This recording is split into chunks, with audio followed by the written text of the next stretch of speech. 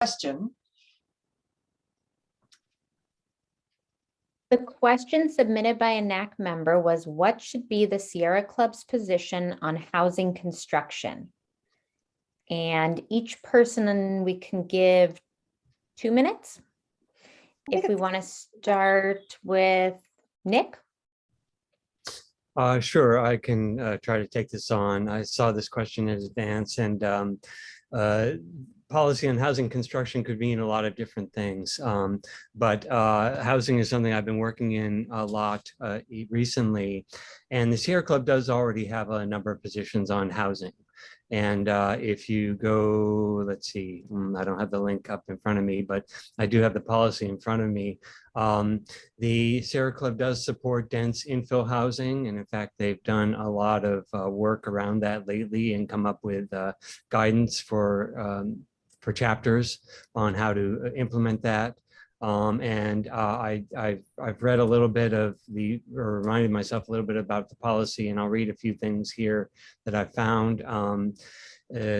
Sierra Club supports strategies that build communities that feature affordable housing accessible to all, which I'm glad to see here, and which I also support. Transit, bike, and pedestrian first approaches to transportation, living wage jobs, measures in policy that increase climate resilience. I won't read this all, but these are all things I support. Especially, I support housing production in general.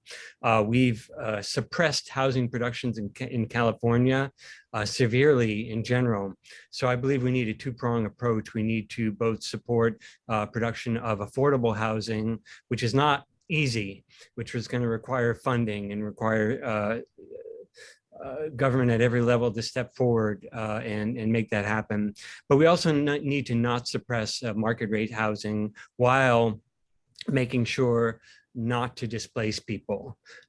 Displacement is not okay. I don't like to use the word gentrification because I don't think it's very meaningful, but displacement I think is a very meaningful and very well-known term. And we need to build more housing, dense infill housing, and not displace those who are already there and allow them to stay. And I think I'll leave it there. Thanks. And Selena, would you like to go next? 2 minutes? Yeah, gosh, I agree with a lot of what Nick said. I think I would add to it that there is a huge environmental impact when people are displaced, not just the moral impact of people moving out of cities where they grew up in, where perhaps their families are, but the commutes become longer. It has a huge impact. So I think that avoiding that is really good. I'm also pro housing. And I don't think that the production of below market rate and affordable housing and market rate housing and housing at all levels has to be in conflict with environmentally sound policies as well. But it does require a lot of work on all levels. But it's a complicated topic, but that's my my feelings. Great, thank you. And Kent, you have 2 minutes. Yeah, a great question. So I agree with Nick. The Sierra Club has long supported infill housing. In fact, I recall working on an urban infill housing guidelines document with the NAC when I was chair, and we were attempting to solidify and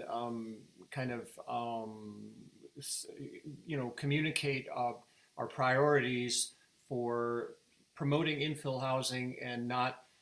It was also a tool so that we wouldn't be asked so much to oppose housing, because we were getting a lot of members coming to us and asking us, hey, would you please oppose this giant housing development that's going to ruin my neighborhood? And so we had to develop this policy so we could basically explain, no, this isn't the position we want to take. So we need to support that kind of housing. I do also agree with one writer I read recently, I think it was in the Chronicle, who was saying that one of the reasons housing is very expensive is because people never move. And so, I mean, I'm not saying we need to displace people, but I am also saying we can't, like, say, never have anyone displaced, because that's not, you'll never get anything built. So I think we need to realize that, transitions and moving is part of existence. And then if people are staying in their home for decades and decades and the price just goes up, then no one can afford to get in, to buy a new house. So that also needs to be considered in the context. Also, we should be supporting green building codes and LEED. Like I recall, we used to be strong supporters of that, and I'm not sure where the club is on that these days. Thank you. And finally, Melinda, 2 minutes. Hello. I agree with everything that the other candidates have said.